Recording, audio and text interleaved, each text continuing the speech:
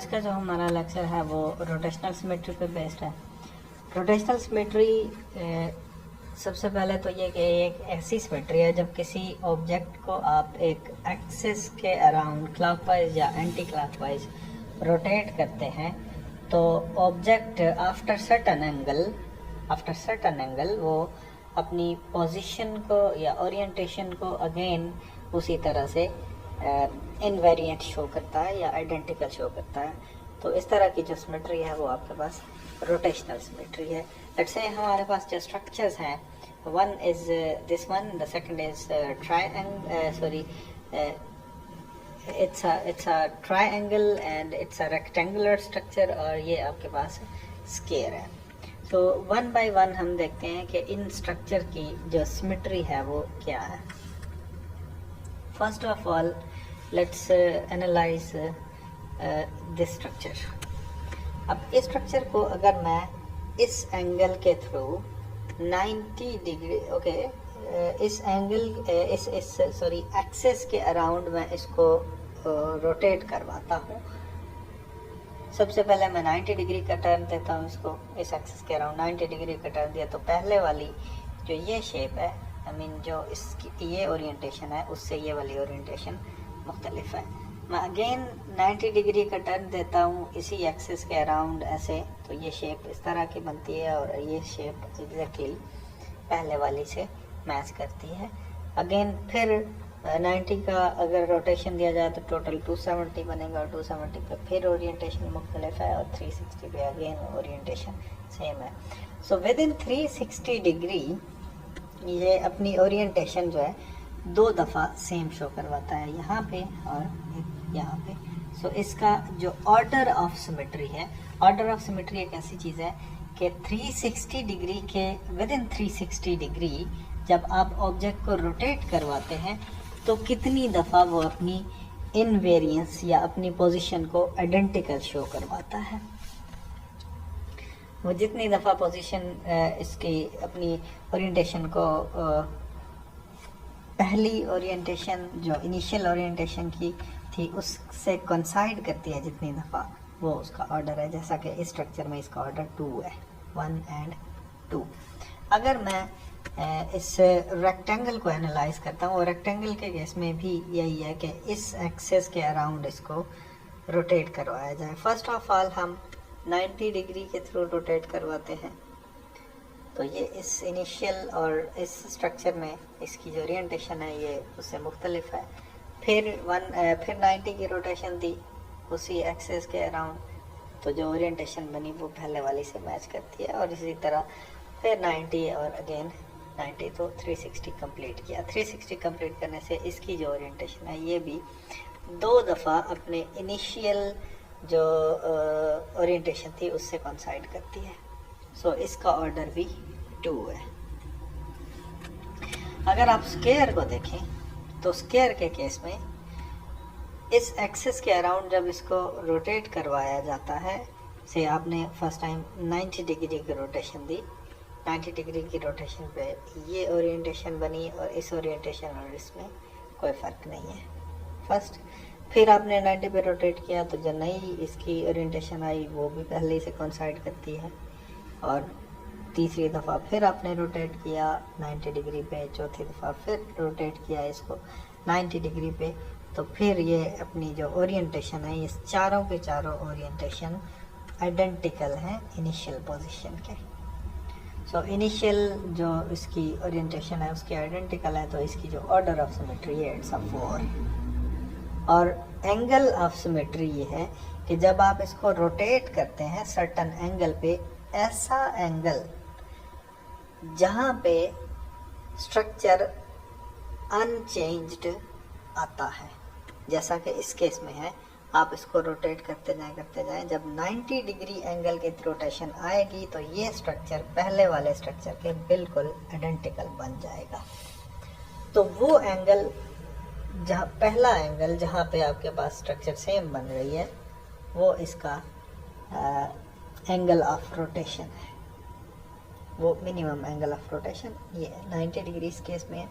फिर आप 90 further rotate करेंगे तो इसके आइडेंटिकल बनेगी, और 90 again and then 90 again to make sure that we have completed our one round trip. Okay, similarly the third structure जिसकी हम बात कर रहे थे कि एक हमारे पास ये ट्रायंगल है, ट्रायंगल इक्विलेटरल ट्रायंगल है। बाय इक्विलेटरल ट्रायंगल मींस कि इसके इंटरनल एंगल्स बिल्कुल बराबर हैं और इसकी जो लेंथ है वो भी एक दूसरे के बराबर है, तीनों लेंथ इक्वल है और तीनों एंगल इसके इंटरनल आपस में इक्वल है। अब हम ये करते हैं कि इस स्ट्रक्चर को रोटेट करते हैं इस एक्सिस के अराउंड। इस एक्सिस के अराउंड रोटेट करते करते जब ये कॉर्नर इसको रिप्लेस कर देगा, ये वाला कॉर्नर यहाँ पे आ जाएगा और ये कॉर्नर यहाँ पे मूव कर जाएगा। तो जैसे ये आपको स्ट्रक्चर दिखाई गई है, ये यहाँ की बजाय नेक्स्ट मूव करके यहाँ आया तो ये आ गया। इसी तरह ए इसको रिप्लेस कर देगा और सी को रिप्लेस कर देगा बी, और बी ए सी को रिप्लेस कर देगा बी और इस ए को रिप्लेस किया सी ने। सो इस तरह की एक ओरिएंटेशन बनी जो कि पहले के आइडेंटिकल है। इसी तरह आप फर्दर रोटेट करें, जब फिर से एजेस एक दूसरे को रिप्लेस करेंगे तो आपकी ओरिएंटेशन जो है वो आइडेंटिकल होगी, और फिर आप एक रोटेशन देंगे उसी अपने एक्सेस के अराउंड, तो फिर ये पहले वाली स्ट्रक्चर के बिल्कुल आइडेंटिकल होगी। इट मीन्स कि ए जहाँ पहले था अब दोबारा वहीं पे आ गया, तो आपकी 360 डिग्री कंप्लीट हो गई, क्योंकि वन राउंड ट्रिप के थ्रू ही ये 360 डिग्री कंप्लीट होगा। 3 पोजीशन ऐसी आई हैं जहाँ पे आपके पास ये स्ट्रक्चर बिल्कुल आइडेंटिकल आया है, तो इसका ऑर्डर ऑफ सिमेट्री जनाब 2 है। ऑर्डर ऑफ सिमेट्री हमें पता चल गया, लेकिन इस केस में हमें यह नहीं पता कि वो एंगल कितना है या एंगल ऑफ सिमेट्री की वैल्यू क्या है। इस केस में हमें नहीं पता थी, तो हम इसको कैलकुलेट करते हैं। बाय द वे, ये जो ऑर्डर ऑफ सिमेट्री है ये उसको फोल्ड रोटेशन भी कहते हैं। जैसे कि यहाँ इसकी 3 ऑर्डर था तो ये 3 फोल्ड सिमेट्री है, जो स्क्वायर है वो 4 फोल्ड सिमेट्री है, जो रेक्टेंगल है वो 2 फोल्ड सिमेट्री है, ठीक। और इसी तरह अगर पहली जो स्ट्रक्चर सबसे पहले हमने एनालाइज की थी यहाँ पे, यह भी 2 फोल्ड सिमेट्री है। और अगर यह स्ट्रक्चर इस तरह ना होता, इसकी बजाय इसका एक एंड दूसरे एंड से मुख्तलिफ होता, मतलब ये ब्लैक है, ये हाफ ब्लैक है और हाफ आपके पास ये ब्लू है, फिर अगर हम इसकी रोटेशन देते तो ये रोटेशन भी मुख्तलिफ होती, यहाँ पे रोटेशन भी मुख्तलिफ होती, क्योंकि ब्लैक यहाँ आ जाता, ब्लू यहाँ पे होता, और ये ओरिएंटेशन भी मुख्तलिफ होती। 360 डिग्री पे ये ओरिएंटेशन दोबारा से आपको सेम शो होती। सो इसका ऑर्डर जो है वो 1 हो जाता। सो ये 1 फोल्ड सिमेट्री होती। ओके, ये 3 फोल्ड सिमेट्री हमें पता चल गई। इससे हम देखते हैं क्या हम एंगल कैलकुलेट कर सकते हैं। एंगल कैलकुलेट करने का तरीक़ाकार ये है कि आप इसको 2 पाई को उसके ऑर्डर के साथ डिवाइड कर दें। लेट्स से कि order of symmetry is denoted by n। Let's say order of symmetry is n। अब इस ऑर्डर ऑफ सिमेट्री को इस मिनिमम एंगल के साथ मल्टीप्लाई करें तो 360 बनता है, क्योंकि अब देखें यहाँ से हमने एक रोटेशन दी, फिर हमने ये दूसरी रोटेशन दी, फिर हमने ये तीसरी रोटेशन दी, और वो रोटेशन जो है वो एक दूसरे के इक्वल थी। सो एक ख़ास एंगल है जिस पे उसको रोटेट किया गया है, और 3 दफ़ा आपने इसको रोटेट किया। मैं उस 3 को अगर एंगल के साथ मल्टीप्लाई करता हूँ, ईच एंगल ऑफ रोटेशन को, तो वो एक 1 कंप्लीट राउंड ट्रिप शो होता है। So order of symmetry multiplied by theta is equal to 2 pi, यानी 360 डिग्री। या यहाँ से n फोल्ड को अगर आपने निकालना है तो ये 2 पाई बाई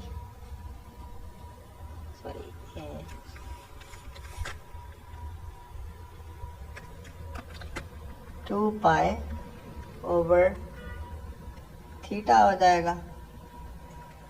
अगर आपने यहाँ से थीटा कैलकुलेट करना है तो 2π/n हो जाएगा, यानी n ऑर्डर को शो कर रहा है जो उस पर डिवाइड हो जाएगा। अब यहाँ हमने देखा कि ऑर्डर इसका 3 था, सो मैं अगर 2π/3 करता हूँ तो मेरे पास इसका एंगल आ जाएगा जो रोटेशनल एंगल है, जो कि 120 डिग्री का होगा। सो 120 डिग्री, फिर 120 डिग्री एंड फिर 120 डिग्री, तो टोटल आपके पास 360 डिग्री बन जाएगा। ओके अगर स्ट्रक्चर इसी तरह से क्यूबिक है या फिर हेक्सागोनल स्ट्रक्चर है तो फिर वो उसके हिसाब से उसके जो एंगल्स हैं या सिमेट्री के ऑर्डर्स हैं वो फिर उसी हिसाब से निकलेंगे, लेकिन वो थोड़ी कॉम्प्लिकेटेड स्ट्रक्चर्स हैं। सो हम ऐसा करते हैं कि कोई मैथमेटिकल फ्रेम डेवलप करते हैं जिसके थ्रू हमें इनको काउंट ना करना पड़े। जैसे यहाँ हमने किया कि एक रोटेशन, फिर दूसरी, फिर तीसरी रोटेशन। अगर एक स्ट्रक्चर कॉम्प्लिकेटेड आ जाता है, हेक्सागोनल स्ट्रक्चर जैसा कि आ जाता है, तो फिर हम उसको बैठ के रोटेट करें तो इस तरह से तो ये थोड़ा मुश्किल हो जाएगा। इसलिए हम इसका एक मैथमेटिकल फ्रेमवर्क डेवलप करते हैं कि जिसके थ्रू हम कैलकुलेट कर सकते हैं इसका ऑर्डर क्या है या इसकी जो थीटा है, आई मीन रोटेशनल एंगल जो है वो कितना है। So for that purpose let's say कि हमारे पास दो कोई लैटिस पॉइंट्स हैं यहाँ पे, एक लैटिस पॉइंट ये है, दूसरा लैटिस पॉइंट ये है। अब मैं करता ये हूँ, अच्छा let me first define this parameters के यहाँ से लेके यहाँ तक का जो डिस्टेंस है वो t है। इसी तरह अगर आप इसको एक्सटेंड करते हैं तो जो नेक्स्ट एटम आएगा, नेक्स्ट यहाँ पे जो एटम आएगा वो भी एक t डिस्टेंस पे सेपरेटेड होगा। इसके बैक साइड पे भी अगर कोई लैटिस पॉइंट या एटम मौजूद है या मॉलिक्यूल है तो वो भी t डिस्टेंस पे होगा। ओके सो ये t is actually the periodicity of this lattice, right. एक लैटिस पॉइंट A है, दूसरा लैटिस पॉइंट B है। अब मैं ये करता हूं कि इस लैटिस पॉइंट के अराउंड इस सारी क्रिस्टल को एंटी क्लॉकवाइज रोटेट कर देता हूं थ्रू एन एंगल अल्फा। एक एंगल अल्फा के थ्रू मैंने इसको यहाँ पे रोटेट कर दिया। इसी तरह B के अबाउट मैंने इस क्रिस्टल को क्लॉकवाइज रोटेट कर दिया through angle alpha. Of course this angle alpha जो है वो यहाँ का और यहाँ का एंगल दोनों इक्वल होंगे क्योंकि रोटेशन दोनों तरफ इक्वल दी गई है। जब इसके अराउंड रोटेट किया जाता है इस तरह से तो यहाँ पे एटम इसका आइडेंटिकल आएगा जिसको हम कह रहे हैं B प्राइम, और जब इस एक्सिस के अराउंड यानी कि B लैटिस पॉइंट के अराउंड इसको रोटेट करवाया जाता है तो यहाँ पे आपके पास A प्राइम आएगा जो कि इस A का आइडेंटिकल होगा। अच्छा ये जो एंगल है ये एक्चुअली एक ख़ास एंगल होगा जिस एंगल आई मीन इसकी जो वैल्यू है वो स्पेसिफाई करेगी कि यहाँ पे एक लैटिस पॉइंट वैकेंसी ऑलरेडी मौजूद थी तो आपकी ये रोटेशन यहाँ पे इस एटम को लेके आई है या लैटिस पॉइंट को लेके आई है। इसी तरह जब इस A के अराउंड रोटेट किया जाएगा, इसकी रोटेशन यहाँ पे लेट से हम नहीं रोक सकते थे क्योंकि यहाँ एक लैटिस पॉइंट मौजूद नहीं था, वैकेंसी मौजूद नहीं थी। सो इसलिए हम इसको नेक्स्ट वैकेंसी तक लेके आने के लिए इस अल्फा एंगल के थ्रू रोटेट किया है। लेकिन ये रोटेशन जो है वो इस तरह की है कि हमारे पास जो एंगल ये है या ये वाला एंगल है ये दोनों इक्वल एंगल है। अब हम देखते हैं कि रोटेशन के बाद इन B प्राइम और A प्राइम के दरमियान का डिस्टेंस जो है वो कितना है। बाय द वे ये डिस्टेंस हमेशा इसके सेम रहेगा, t ही होगा, क्योंकि हमने जब इसके थ्रू B के अराउंड इसको रोटेट किया है तो एक्चुअली में ये A रोटेट करते हुए यहाँ पे पहुँचा है, A प्राइम जिसको कह रहे हैं तो यहाँ से लेके यहाँ तक का जो डिस्टेंस था वो टी था ए और बी के दरमियान, तो बी और ए प्राइम के दरमियान भी वही डिस्टेंस टी रहेगा। It's not a stretchable. इसी तरह ये डिस्टेंस भी टी रहेगा। सो हम बात कर रहे थे कि ये डिस्टेंस किस तरह से कैलकुलेट किया जाए। क्योंकि ए प्राइम और बी प्राइम दो लैटिस पॉइंट्स पे मौजूद हैं, तो इनके दरमियान का जो डिस्टेंस है वो some integral multiple of this T होगा। बाय दैट मीन कि एक लैटिस पॉइंट यहाँ है, दूसरा लैटिस पॉइंट यहाँ है, तीसरा यहाँ है, चौथा इसी तरह से एक्सटेंड करते यहाँ तक लैटिस पॉइंट पहुँचे हैं। आपने ये डिस्टेंस कैलकुलेट करना था, तो T plus T plus T plus T, तो द लास्ट टी जितने टोटल टी हैं उन सब को ऐड करेंगे तो आपके पास कोई लेट्स से यहाँ अगर फाइव लैटिस पॉइंट थे तो वो 5t हो जाता। अगर mt मतलब m number of lattice point हैं तो फिर ये m आ जाएगा। ठीक, where m is some integer. ये एक इंटीजर है जो आपको बताता है कि अगर आई मीन 1 है तो फिर ये रोटेशन यहाँ पे रुक गई होगी, अगर ये 2 है तो ये रोटेशन अल्फा जो है उसके लिए एंगल मुख्तलिफ होगा। राइट, अब हम ये करते हैं कि यहाँ एक ड्रा करते हैं वेक्टर, सॉरी परपेंडिकुलर यहाँ ड्रा करते हैं। ये परपेंडिकुलर एक और ये परपेंडिकुलर 2, क्योंकि यहाँ से लेके इस A और B के दरमियान डिस्टेंस t है, तो इस परपेंडिकुलर से लेके इस परपेंडिकुलर का डिस्टेंस t ही होगा। ठीक, क्योंकि ये इनके राइट एंगल है या इनके नॉर्मल है। तो ये नॉर्मल जो है उसको दो पैरेलल लाइंस पे अगर नॉर्मल ड्रा किए जाएं तो उनके दरमियान का जो डिस्टेंस है वो हमेशा सेम रहता है। या यूँ देख लीजिए कि ये डिस्टेंस और ये डिस्टेंस बिल्कुल एक दूसरे के बराबर होंगे। बाकी mt कैलकुलेट करने के लिए एक तो आपको पता चल गया कि यहाँ से यहाँ तक का डिस्टेंस t है, एक x ये है और एक x ये है। अब ये दोनों डिस्टेंस एक दूसरे के बराबर हैं। इसको भी x कह रहा हूँ, इसको भी x कह रहा हूँ, क्योंकि ये दोनों डिस्टेंस एक दूसरे के बराबर हैं। उसकी वजह ये कि आपने जो रोटेशन दी थी वो बराबर की रोटेशन है, यहाँ भी अल्फ़ा की है, यहाँ भी अल्फ़ा की है। अगर ये रोटेशन मुख्तलिफ होती कि यहाँ अल्फ़ा होता और यहाँ पे बीटा होता, जबकि alpha is not equal to beta, तो फिर ये डिस्टेंस और ये डिस्टेंस एक दूसरे के बराबर ना होते। इस वक्त हमने रोटेशन सेम एंगल की दे रखी है, इसलिए यहाँ से लेके यहाँ तक का डिस्टेंस और यहाँ से लेके यहाँ तक का डिस्टेंस दोनों एक दूसरे के बराबर है। ठीक, सो जो mt है वो आपका डिस्टेंस बराबर होगा t plus this x plus this x। So mt is equal to t plus 2x, right, where m is of course an integer, alpha is the rotational angle। हमें डिस्टेंस कैलकुलेट करने हैं कि ये x की value क्या आती है, इस x की वैल्यू क्या आती है। तो इस x के लिए हम सबसे पहले इस राइट ट्रायंगल को देख लेते हैं कि इस राइट ट्रायंगल से किसी तरह इस x को कैलकुलेट किया जा सकता हो। यहाँ से लेके यहाँ तक का टोटल एंगल तो था अल्फ़ा, ये हमने परपेंडिकुलर ड्रा किया था, तो 90 डिग्री ये, और जो रिमेनिंग एंगल है अगर हम उसको कह दें अल्फ़ा प्राइम, जो रिमेनिंग एंगल है अगर मैं उसको अल्फ़ा प्राइम कह देता हूँ, तो alpha prime plus this 90 degree is equal to your angle alpha.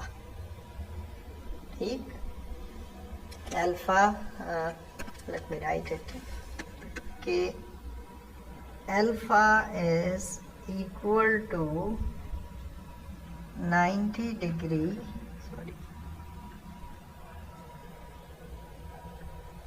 Plus alpha prime.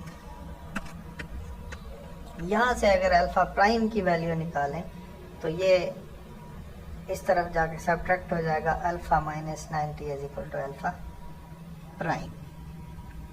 Okay, अब इस x की क्योंकि हमने वैल्यू निकालनी है तो ये एक्स इस राइट ट्राइंगल में, ये वाली जो राइट ट्राइंगल है, इस राइट ट्राइंगल का ये अल्फा एंगल पता चल गया, अल्फा प्राइम एंगल भी हमें पता चल गया कि उसकी वैल्यू जो है वो अल्फा माइनस 90 डिग्री है। ये ट्राइंगल उसी का आइडेंटिकल है। तो ये एक्स मैं कैलकुलेट कर लेता हूँ, तो ये एक्स ऑटोमेटिकली मेरे पास खुद ही आ जाता है। ये क्योंकि इसके थीटा के सामने वाला है तो ये इसकी हाइट है। ये हाइट जो है इसके अराउंड इस टी का साइन कंपोनेंट इस एक्सेस के अराउंड होगा। So X is equal to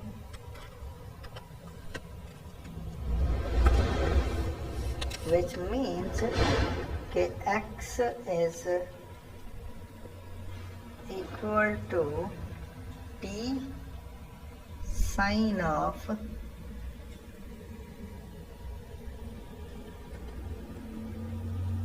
alpha prime. t sine alpha prime is your x component. So यहाँ से M T is equal to T plus 2x था, तो t plus 2t sine of alpha prime आ गया। क्योंकि alpha prime की value alpha minus 90 degree है, तो वो यहाँ पे हमने पेस्ट कर दी। इसमें से माइनस आप कॉमन लें तो ये माइनस बाहर आ जाएगा। ये होगा 2 sine of 90 minus alpha, 2 sine of 90 minus alpha यहाँ पे होगा। और t क्योंकि इधर भी है, इस तरफ भी है, इस तरफ भी है, तो वो यहाँ पे कैंसिल हो गया था। So 1 plus 2 sine of alpha minus 90 degree, ये इक्वल है जी 1 माइनस 2 को साइन ऑफ अल्फा। 1 माइनस 2 को साइन ऑफ अल्फा इस चीज़ के इक्वल है।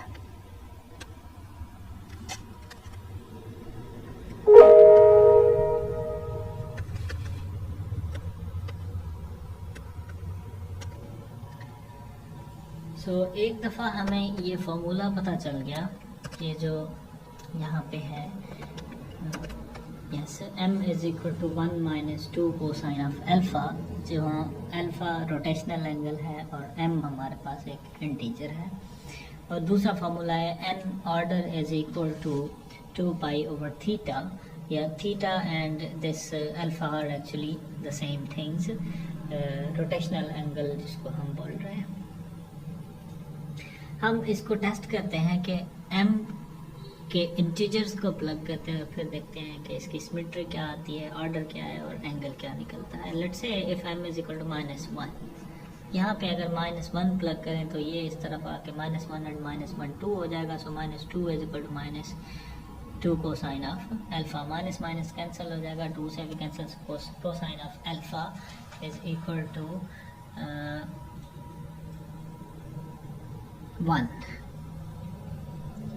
सो कोसाइन अल्फा 1 कब होता है, ये या तो 360 डिग्री पे होता है या फिर 0 पे होता है, राइट।